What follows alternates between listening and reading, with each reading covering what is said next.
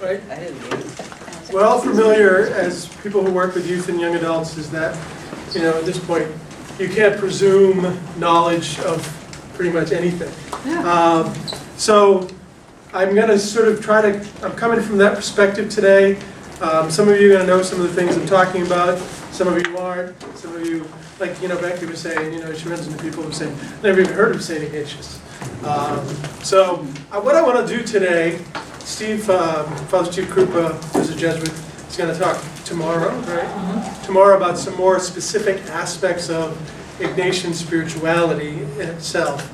What I want to do today is kind of try to tell you a little bit about Ignatius Loyola, try to relate his experience of conversion, what I call really his young adult experience, to his spirituality, and then try to sort of fast forward to today and see how we can sort of connect those things together and talk about how we understand how we do Ignatian spirituality for young adults today.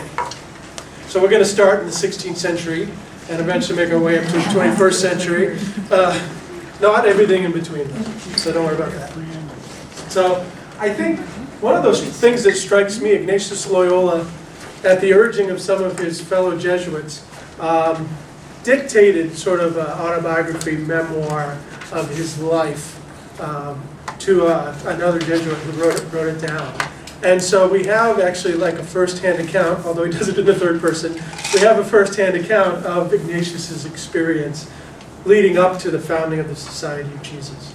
And I think it really gives us some great insight into where Ignatius's spirituality comes from, and just the experience of being a young person discovering God and having a conversion experience.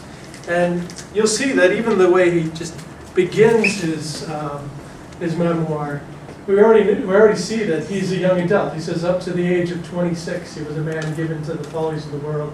And what he enjoyed most was exercise with arms, having a great and foolish desire to win fame.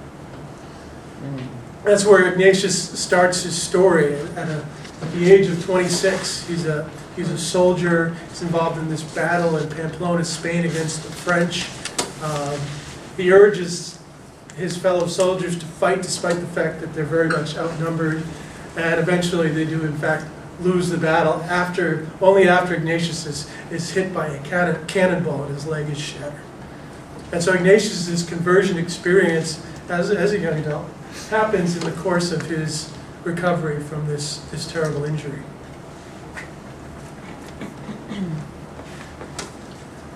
And so during this injury time, he was someone who liked to read stories about chivalry and romance and things like that, but unfortunately there was none of that where he was recovering. The only thing available was a book on the life of Jesus and a book on the life of the saints. So he took what he could and read that. And what he discovered was something very surprising for him. As he read about the lives of the saints and the life of Jesus, he was fascinated with both. And he found himself wanting to be like Jesus, wanting to be like the saints. He mentioned specifically St. Dominic and St. Francis. He just felt this desire to want to be like this. And while his other desires also sort of continued, of being a soldier and a man of the court and things like that, he started to notice that there were differences. There were differences between those desires.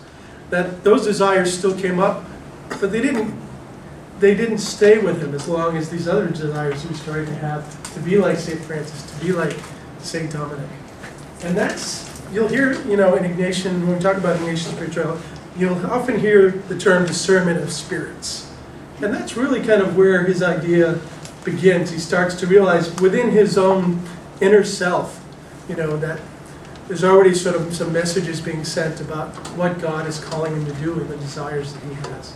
And that's what he realizes in this experience. So he asks, what if I should do this? What if I should do what St. Francis did? And what if I should do what St. Dominic did?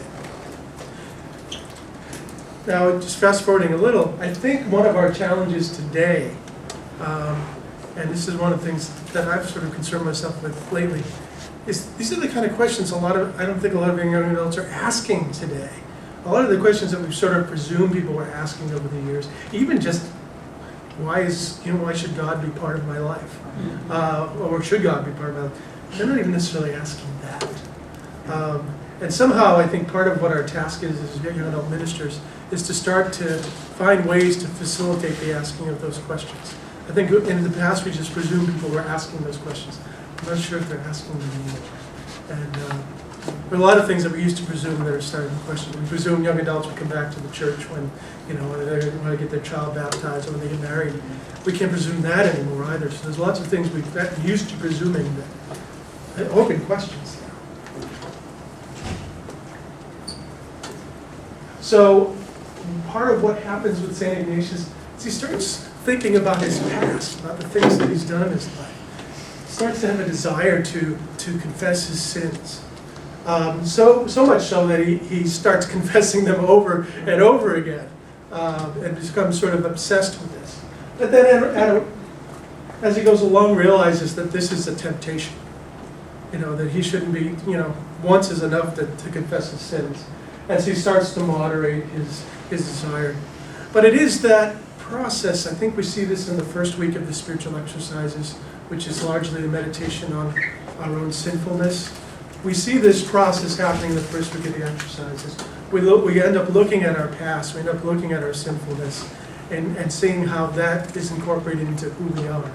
That's what's happening with St. Ignatius at this time. I think the first week of the exercises, in a lot of ways, comes right out of this experience that Ignatius had, at the beginning of his conversion process. So we can see direct correlations, I think, between a lot of things in Ignatius' spirituality and exercises and Ignatius' own experience. So he has, as a result, this kind of first fervor. He's very excited. He says, besides his 7 hours of prayer, he busied himself helping in spiritual matters certain souls who came looking for him. But then he finds that all this is sort of interfering with his opportunities to sleep and things like that. So he decides maybe he has to cut back on this a little bit because maybe God wants him to have some sleep also. And that's something that we should be aware of as well in all the things that we do. Maybe God wants us to sleep and not be doing things all the time. So that's the process that happens here. At the beginning he was doing all kinds of penances and things. He was walking around with shoes without the bottoms on. He was growing his fingernails long, his hair, all kinds of things that we would consider a little bit crazy. He probably looked like a wild man, I had one of my friends read St. Ignatius' autobiography once and said, I think this guy's crazy. And I think a lot of the saints are a little bit crazy. So he does then, and when he goes to Manresa, this famous place in Spain that has a big monastery, there's a picture there, he realizes, we've probably done enough of this. So he decides, he gives up those extremes, and now he cuts his nails and his hair. And so we see that in his writings as well. When he's dealing with Jesuits and what they do, he doesn't totally discourage these kinds of practices, but he says you need to discern which practices are good for you and whether you're going too far with them or whether you're not. So for example, St. Francis Borgia, who you might have heard of, not of the same time period as the Borgias on Showtime, but the same family. He was very extreme in his penances sometimes. And so there were a number of letters between Ignatius and Borgia where Ignatius is saying, you got to knock this off. You got to stop doing all this stuff. In fact, at one point he puts someone in charge of Borgia's health. He put somebody else in charge of Borgia's health. And Borgia then became the third superior general of the Society of Jesus after Ignatius.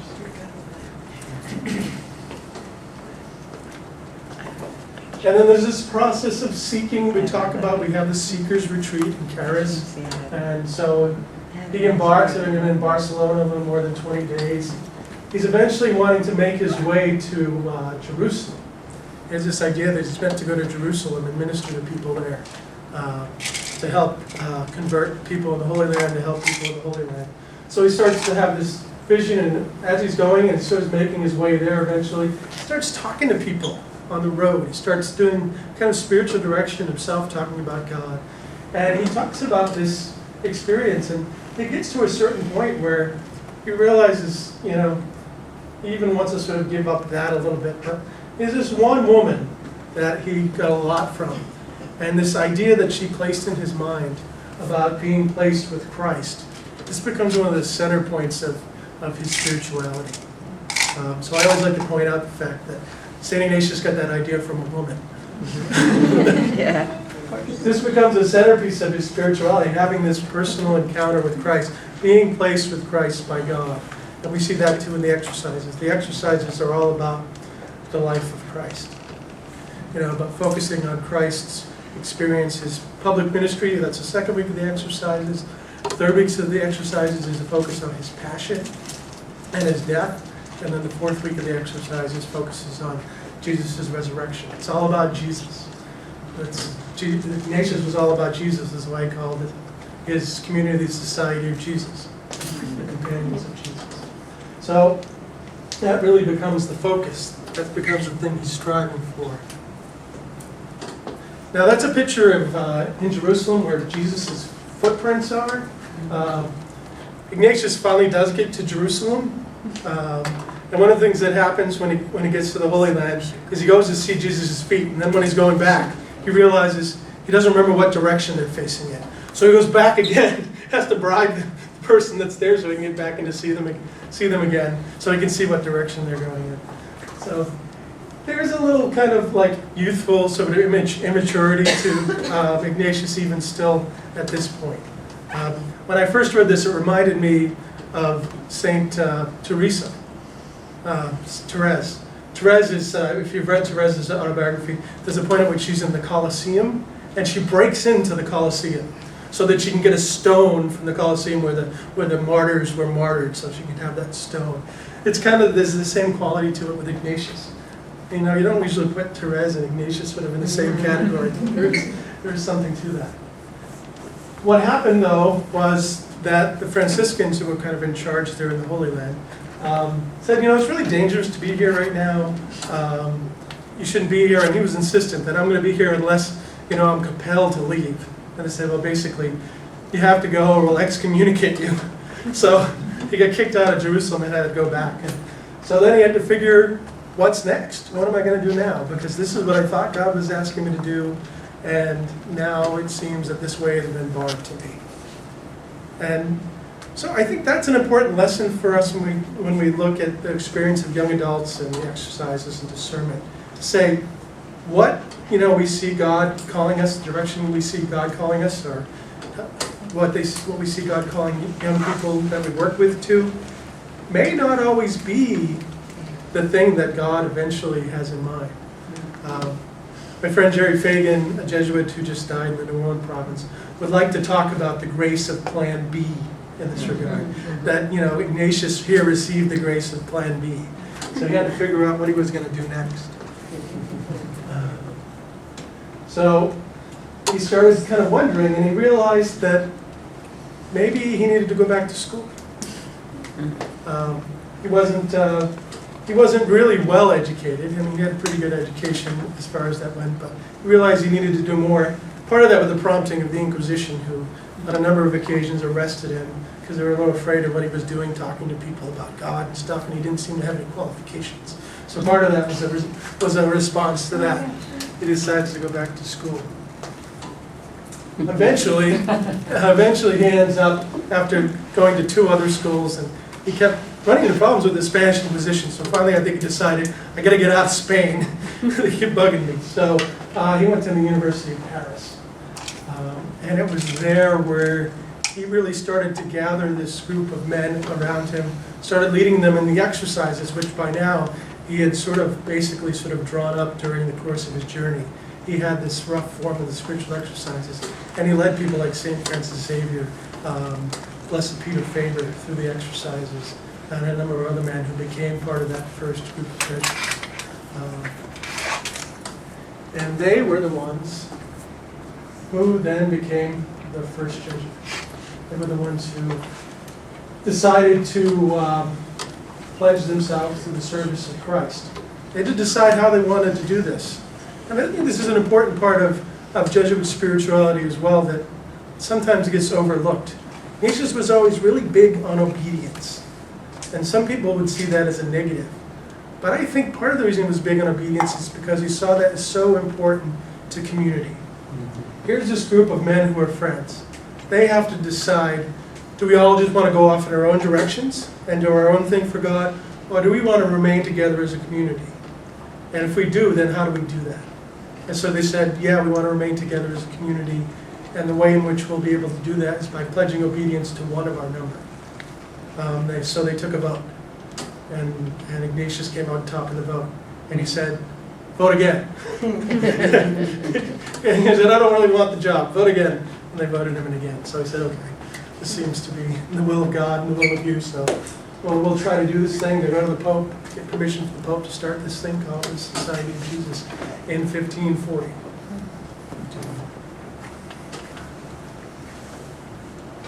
So that's a quick kind of run through the autobiography. I just want to show you a little video, which I think is a pretty good introduction to the life of St. Ignatius, done by some folks at Fairfield University.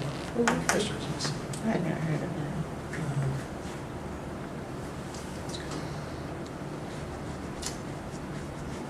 How to back up. Use the arrows. Lauren said use the arrows. There we go. There we go. Now I got my cursor. On the right. Can y'all see that okay?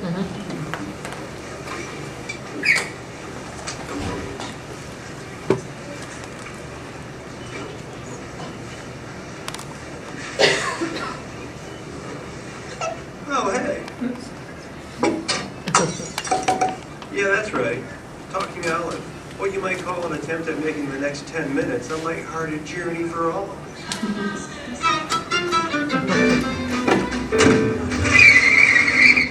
So I'm a stuffed Spanish Olive. I grew up in California, but I take my heritage pretty seriously. You could say that my motivation stems from the deep Spanish roots of my family tree. Anyway, for culture, beauty, and outright influence in the shape of the world as we know it, Spain enjoys its share. Cervantes, Picasso, conquistadors, Cherry, St. Ignatius of Loyola, paella. Ooh, wait, go back one. No, not the paella. Ah, I know what you're thinking. Awesome. A happening profile of a saint. Well, Ignatius didn't start off as a saint. As a matter of fact, you could say that he took the scenic route to sainthood.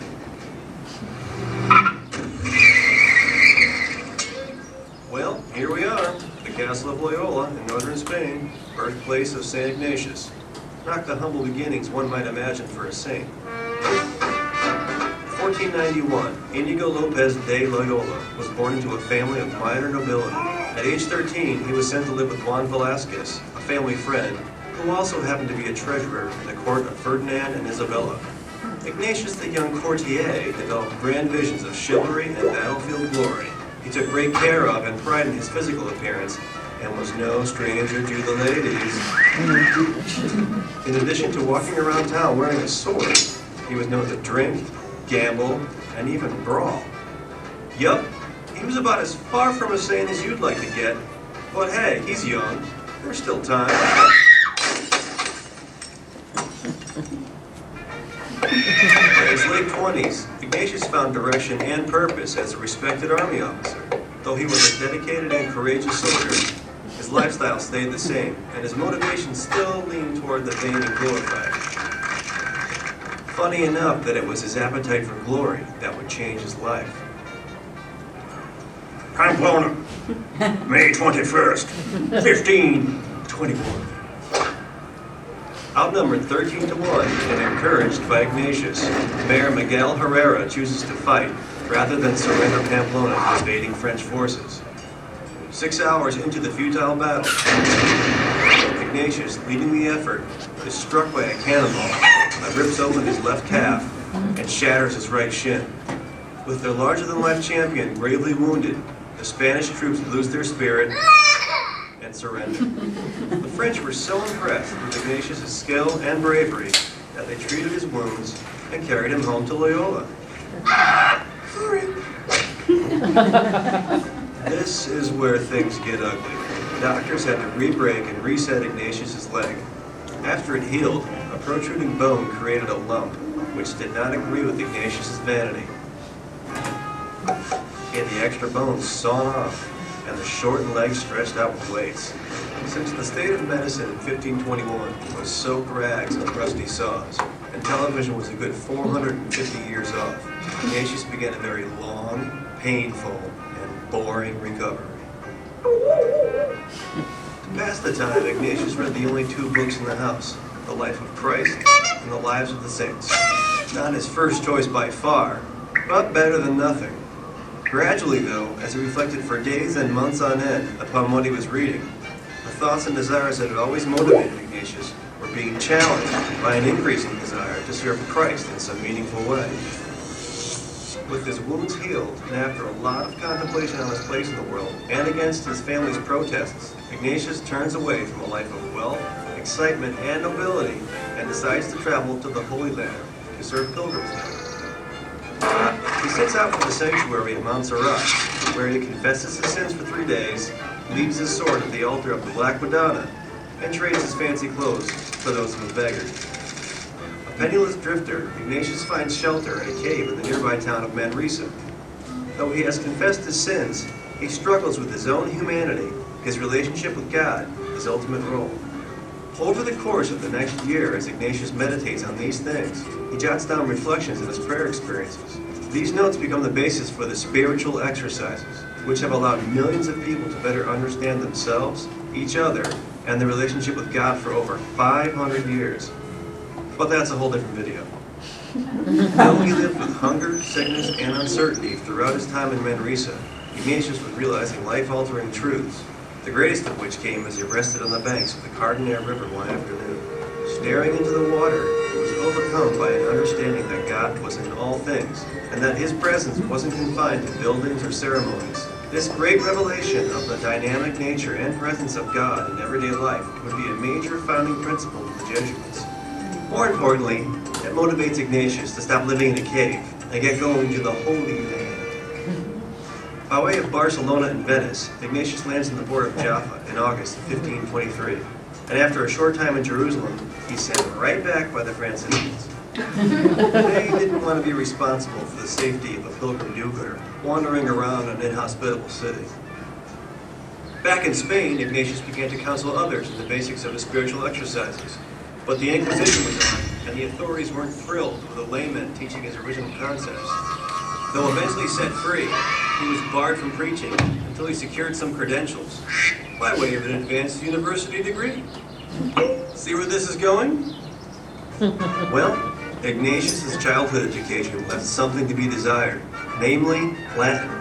So, starting from scratch, 33-year-old Ignatius swallowed his pride and enrolled himself in classes with little kids and teenagers.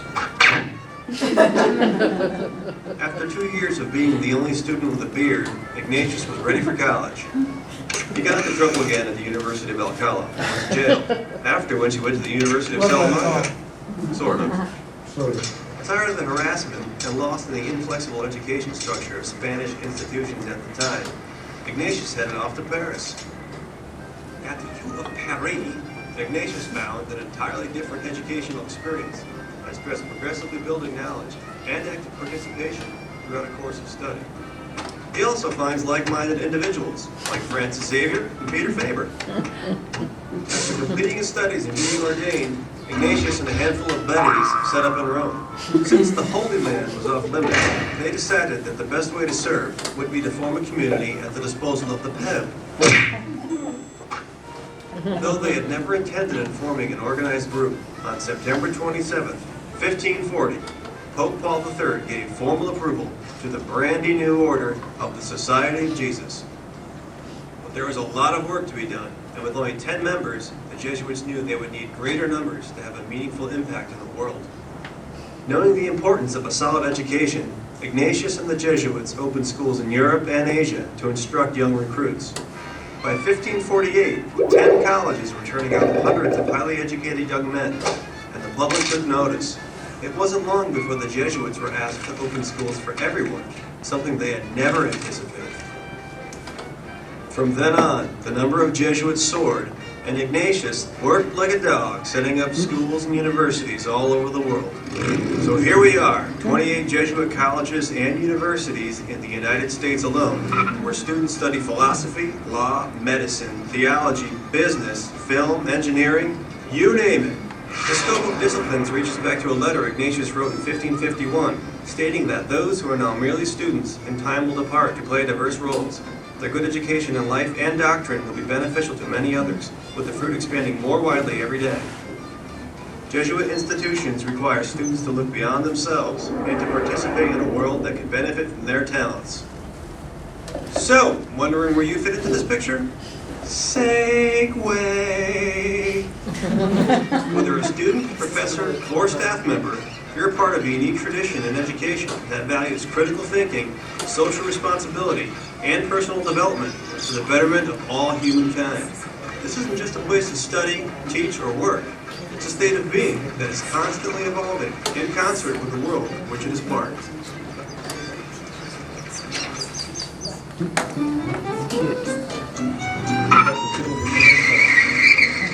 Well, folks, that's the whole story in a nutshell, as told by a small green fruit.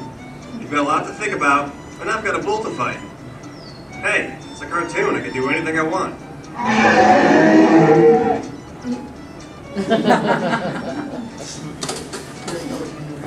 That's cute. It's really good. You see again there the grace of Plan B, and what is the thing that Jesuits are most associated with today is probably education, and it was something that the Jesuits never intended to do at the beginning. So it was another thing that was part of the sermon at the beginning about, people were asking the Jesuits to start schools, so they started opening schools.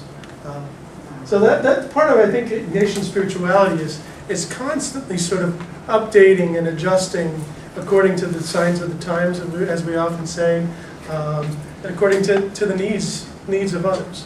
So there's this process of constantly, and then there's this other part. I call it sort of Ignatius's practical mysticism. All throughout Ignatius's writings, he's saying in the constitutions of the society and the spiritual exercises, he says, "Do this," and then he says, "If that doesn't work, try something else." I mean, he's constantly saying, we're not sort of locked into this one thing. Do what works, use what works, and we can roll with that. So that's, I think, an important part of Ignatian spirituality is that sort of adaptive nature that it has. That St. Ignatius intended to have from the beginning. Here are the basic principles, and now apply them to your own time. So I wanted to kind of, as part of this conversation then, take Ignatius' experience, take this sort of the beginnings of Ignatian spirituality and say, how can we relate this to what we're doing today? So I just threw up a couple of questions. How does Ignatius' experience relate to the experience of young adults today? I mean, it's a 16th century versus 21st century experience, but it's not totally separated. There are some commonalities. How does the spirituality and charis retreats rise out of Ignatius' experience? How, in your experience of doing charis retreats, have you noticed some of these things come up? And what does Ignatius' experience offer that young adults today might need more of, or even just some of? So, I mean, if people want to share a little bit from their own experience and answer those questions. Well, he was vain, and we see that a lot nowadays. And he was invincible, which is still, young adults think that they're invincible. So some of the stuff still. Right, those who work in youth ministry know this very well. But even into young adults, I see this on the college campus all the time. They're not malicious. Teens aren't malicious. Young adults who are in college aren't malicious. Their world just sort of like revolves around them. They don't, it's not that they're inconsiderate or whatever. It's just that they don't think, to think outside that box sometimes. And sometimes we have to challenge them on that. Add to that something I'm going to say a little bit more about later. That's sort of the research that's been done recently saying, well, that there actually is now a second step between youth and becoming a young adult. But there's this thing called emerging adulthood people are talking about. So that's still kind of part of the process. So that people aren't becoming quote unquote young adults until their mid-20s now. According to what people are saying. Yes, sir. I think maybe kind of coming off of that point also, his experience with the different desires, like his initial desire for fame, and I think in my experience like that, I can relate to that tremendously, and then realizing that there's a deeper desire and trying to connect with that. Yeah, And yeah. I like to think that's what we're trying to do. And Ignatius, one of the things I like about Ignatius is even when you look at the memoirs, like he talks about that experience of having his leg be broken and all that, and the bones sawed off, and he talks about the fact that he kind of brags about the fact that he didn't show any pain. Even when he's writing this so many years later, there's still some of that vanity there. There's still some of that kind of overconfidence, perhaps, and maybe that's not such a bad thing. I mean, could Ignatius have done what he did in founding the Society of Jesus had he not maintained some of that? So even in our faults, because Ignatius always talked about the dangers of pride, even in our faults, if there is something good that can come out of there as well.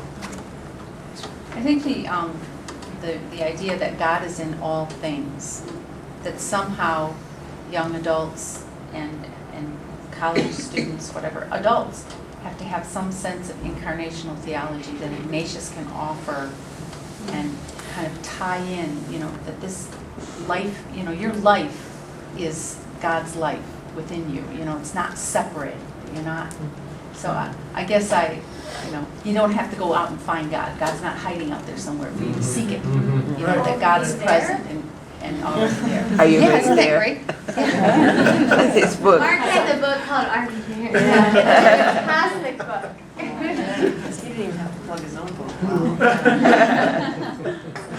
I think too, I find that myself included, my peers, that I think the whole idea of seeking meaning out of suffering, and I think what we see in Ignatius, and I think one of the million ways Ignatius relates with young adults is here's this man that's laid up in bed thinking, plan B is here, what in the world do I do? And I think it was listed both as a joy and a challenge of the transition. Just this past weekend we spent a whole weekend at a conference. How do we find God in unsettled times? And that is so real. When you see young adults who have gone through college, they've got graduate degrees and they're saying, I should be able to get a job, or some of the major natural disasters that we've seen, I see young adults thinking all the time, that very question, what do I do now? Even if it's minor, a relationship ended. Oh, that is not minor to some people. I don't mean that, but you know what I mean? Like, you see that, and I think that's what's great is that you can tell Ignatius' story and share about how, God found Ignatius and worked with him and look what happened. So I think that whole, like you said, Father Fagan said, the grace of Plan B is something that resonates strongly with young adults right now. So. Yeah, because sometimes we have an experience of God, we have this ideal, like we're on the right track and God's taking care of us and we're doing what God wants us to do. And then something goes wrong that just throws us for a loop. Right. And how to recover from that. And that's a common young adult experience. And it can take us a while before we start to see that there's something else that God is doing in that. And to find ways to work with that, work in that space. Kathy? I love kind of the passion in his initial conversion, which, we talked about experiences in youth ministry, just makes me think of so many like youth retreats and things like that, where suddenly they're just on fire and there's this great, enthusiasm, and I love how, he's like, what do I do with this now? He's like, I should have long hair. I should, I should live in a cave. That he does all these, ridiculous things of, oh, my life is different, it needs to be this. And he does that for a little while, and then it's like, no, how about this? But I think bringing that today is the wisdom of him not being afraid to take that step, to do that crazy thing, or to do something maybe less crazy, but for a short period of time, that it didn't have to be, that he was open to it being revised and himself being kind of accepted or, better. Yeah, and as people who do ministry with young adults, right, sometimes the young adults we work with, they get so excited and they start to do things, and sometimes we want to say, well, hold on, no, don't do that. But sometimes that's what they're meant They to had do. to do, yeah. And sometimes it doesn't fit necessarily into our box, but it may be something that God is doing with them that, we may not be able to see ourselves at that point. So there is kind of a discernment that happens on our part, is to sort of, how much rope do we give them? How much sort of leeway? Like Becky was talking about before, how much should we let them share and how much, should they not share? It's Well, kind and of with that too, I find, I don't know if y'all experience it, but I find a lot of young adults who are struggling. Like I always think of Ignatius, there was a time his family said, don't do this is awful. And there are so many young adults that, it blows me away, parents who are not supportive of their faith life. Like that, they are the sole people in their family trying to walk this journey of faith, and they have mom and dads that, and I'm saying of young adults from 18 to 39 that it's not just college students I'm talking about, and that blows me away. But and again, I always think of the story of Ignatius, where his big brother is like, "Don't do this. Like this is ridiculous," And again, it's another way I think his story relates. Yeah, when I was in my early 20s, my sister and I both got really involved with the charismatic renewal. So we were doing all this crazy stuff in a lot of people's eyes. And my parents were a little concerned. They thought we joined a cult or something. But to their credit, they sort of they didn't try to intervene too much. They kind of let it happen and see what happened. And it eventually became, for me anyway, and I think for my sister too, became something that really helped us to reappropriate our faith in an adult way. And maybe we got a little too excited about some stuff at the beginning and maybe a little over the top. But then we sort of incorporated it into a kind of a new way of being adult Christians. Really quick, what I like is that he was perseverant. He had perseverance. He persisted, even though many doors got shut. We have challenges. He knew he had to do something, for God. Or he had the calling to get closer to God. And sometimes we see it in the young adults, and sometimes once the door is shut, they just fall apart. Yeah. Over there working, I tell my husband, I can't believe how many people come to the hospital, overdose, trying to kill themselves. It's just sad, and because they don't have that faith, they don't have the seed that nobody planted. It's okay, bad times are gonna come, but if you trust in God, that's your motivation that keeps you going. And look how far he went. The rash of suicides we've seen amongst the young.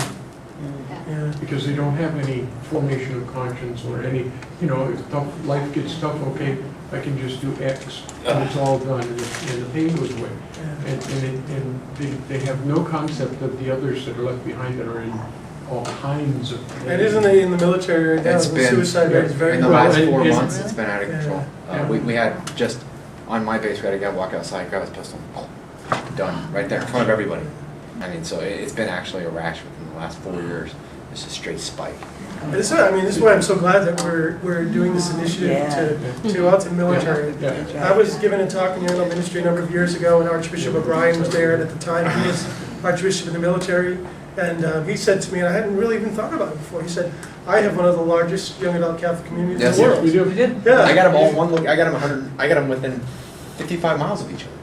More young adults, just to get through their asymmetrical attitudes and the thing and get them in is you're better off talking to that brick wall. But we're trying, and that's what we can do. But you're talking, the emerging adult and the youth and the young adult and the emerging adult and the adult. That doesn't apply for us. Yeah, you sort of, if you join at 18, you're thrown into You're this in. world Yeah. that a lot of them are not ready for, right? I think part of the relevance also is Ignatius had this foundational spiritual experience. He had that felt sense of God's presence, and he always had that to go back to, and then he had other ones along the way, I think. But so when he had those disappointments, he could still go back and say, well, I know God has a plan for me. And so, well, this isn't working, so I have to figure out what the other plan is. Yeah, Trying to get help people have that experience so that you have that as a foundation. So that, I mean, even on my worst days, like there's certain things I can point at and know that God's present and that God cares about me, and to try and open that up for other people in the military and civilians also. And for me, that's why the examine is so important. Because the stuff just walks in my door. I can plan my calendar, but God shows up. Yeah, that experience of having, of knowing God present in your life. And It's so then important to what we're doing. taking the time to not merely walk to the Blessed Sacrament room, but sometimes to walk down past the motorcycle school and to walk back, just so that I can say, okay, what's important right now? You know, Ignatius having a military background, discipline was a big thing in society. If you ever been in the military, you know why he was that way. You know why if you look at the ranks that he has throughout his disciples, generally, you know what it is. So you said, discipline was always this thing. He probably developed that from within the military. Saying, yes, we have to have a structure and overarching. So that was military organization. And for And it touches home. Ignatius, and some people think this is ironic, but for Ignatius, he thought the thing that Jesuits should be most distinguished by is their obedience. Yeah. Right. And that's as soon as you said that, I think that's literally beaten into us from day one. Day one. So, and so Ignatius, he if we could get it out fast enough, it would catch on. And I've been home for almost 30 days. I get back. I wasn't even supposed to make this. But again, not my plans. Plan B. I landed a month early, and now I'm back. And CJ wrote, laying on a vehicle in Afghanistan. Many times on Ash Wednesday, we got in just a really bad fight, and I was all chipper and jumping around through it. And everybody's like, "What is wrong with you?" I was like, "Just do what you have to do." And everyone, and I explained to some of them, and they sat back and like, "All right, he's lost it." So again, like a lot of people thought Ignatius was just crazy. They thought I was just crazy. And they're like, "Whatever, good luck, guy." And but a few got struck by it. And they're like, "Oh wow." And we read something. I would email CJ like, "I need information. I'm lost here." They're asking me questions, and I'd get it back a few days later, and stuff like that. But Ignatius, within our society and our young adults, it should speak relevance to them that we're all vain. You get in there. We want to be the fastest. We want to be the strongest. We want to be the quickest. We want to do the best at everything. We want to shoot better, run faster, and it gives us. There's hope. Like we can change. And here's Ignatius with those soldiers, and they're ready to surrender because they're outnumbered. No, he didn't. And he's have like, "No, we're gonna keep going." I think another piece that really resonates is his, kind of as the plan B was unfolding, his quick desire to connect with to connect with his peers, and suddenly, not a solitary journey. I think, I'm of the older end of the young adult spectrum where, the Friends generation, right? That was the whole purpose behind that show, right? Is that we get our, our sense of truth and sort of check out reality with our friends. I think that still remains, so the question, how does spirituality and care retreats rise from this experience? The peer-led model, the idea that young people are hearing not from some authority, not from some book, but from the real life experience of their peers. That's what they trust. I want to jump ahead to the present and just say a little bit about what some people are saying about young adults today, and sort of ask some questions about how do we respond to that? So how do young adults today see life and religion? And I think it's something like this. Hey Dad, did you pick me at a cell phone? Cell walls are thicker than plasma membranes and were originally discovered by Robert Hooke in a sample of cork. Okay, so I guess that means you didn't find me a phone? Thousands of telephone poles are destroyed each year by woodpeckers. Woodpeckers also nest in the cavities of trees, fence posts, and... Which celebrity mom has another one on the way? What? Soccer mom. That mom's dreams to wear jeans to match their teens' jeans. It's not just a decision engine. Oh, gee. Okay, so I had a couple more of those, but I don't want to. I think we're kind of a little tight in time. So I think that to me sort of connects with what this sociologist from Princeton is saying, Robert Withnow. He wrote a book called After the Baby Boomers. I forget the subtitle, but it's basically about how young adults, what they tell us about religion today, their experience. And He says the single word that describes young adults' approach to religion and spirituality, indeed life today, is tinkering. And then he goes back to Claude Levi-Strauss, who had a similar term he called bricolage. Basically this idea that we join together a bunch of disparate things, and that sort of becomes our worldview. And I think that's increasingly becoming the case. We know it, it's becoming the case with us too. And it's what the young adults that we're dealing with, especially the millennials, it's kind of what they grew up with. So that our outlook on life and the way we see the world is in a lot of ways kind of like an internet surfing, going from one thing to another, and seeing things in that way. The problem is when we start seeing them, we only get little pieces of things, and we don't have the opportunity to really sort of reflect or even sort of hold on to things, because our brains can only hold so many things at once. The highest estimate is like 7 things we can hold in our short-term memory at once. Some people think it's even lower than that. It's more like 3 or 4. So we're going from one thing to another. A lot of things are getting left behind, and they're not making their way back into our long-term memory, because that takes time. I was reading this book this week called The Shallows: What the Internet is Doing to Our Brains. It's a fascinating book, and it really. I'm reading it, I'm thinking, I need to get off Facebook. I need to get off And that's one of the big questions that we're confronted with right now today. This is the world we live in. I mean, there's no sort of getting around it. But, to what extent do we sort of take what's good in that and use that to our advantage? To what extent do we have to challenge some of those things? We got to discern what we can work with and what we can't. And I think this is one of the big challenges for us today, is trying to figure that out. We were at the NCCL conference, and there was this gentleman in the community, and they were talking about all this technology, and he said, it's all grand, but they found out in their company, and he said there were only 54 people in the company. They found out that morale was in the toilet, because everybody was on the screen and everybody's trying to chase this. So the boss came out and said, on Friday, there will be no computers. On Friday, there will be no computers. There will be no cell phones. You must walk across the hall with the paper in the hand. You must see who you are working with. And all of a sudden, the morale changed because they knew who the person across the street was. It wasn't a blank screen, and they couldn't yell at each other. And at the beginning, that's one advantage we already have at the beginning of our Karis retreats. Young people are coming, and they have to deal with a real human person standing in front of them.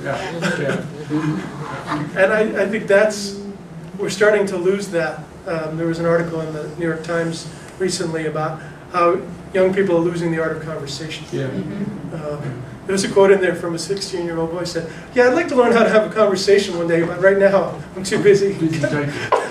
With my thumb. Busy texting. So that's the world we're living in, and that's kind of the way things are happening. And what Mossa says, again, with that emerging adult model too, more people are coming of age at 40 than ever before. So this is all happening as young adulthood seems to be, being pushed forward.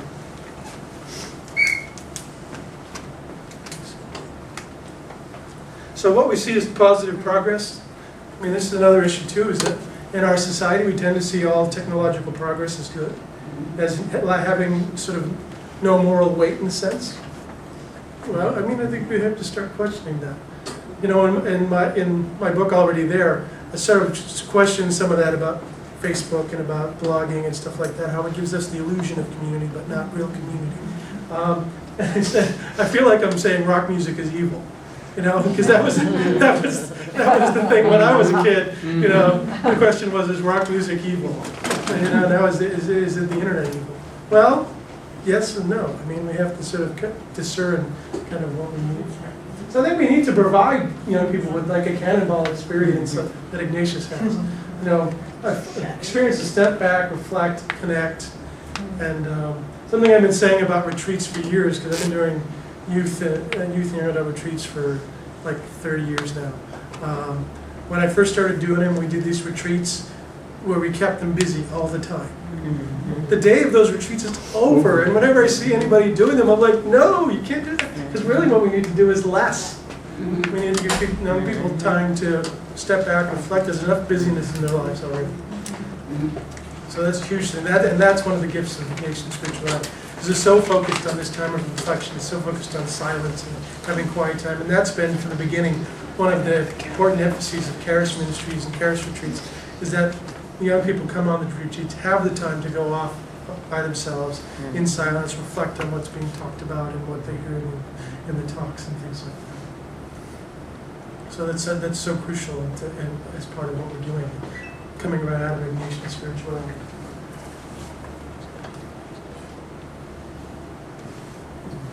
Wait, we got We're 5-2. 5 to 5? Okay. Yeah, I do want to let some people get to Mass if they want. So, just to kind of wrap things up, I think we use the term fighting God in all things, but not in all things at once. Fighting God in all things is supposed to be like in sort of some time spent in contemplation on sort of one specific thing. Each prayer period and exercise is contemplation on one thing, one passage in Scripture, one event from Jesus' life.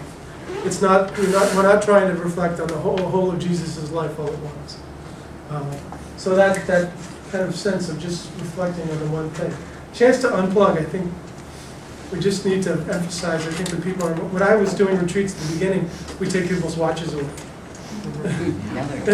Now we need to ask them to shut their cell phones off, shut their computers off, whatever it is that they need to do to just step back.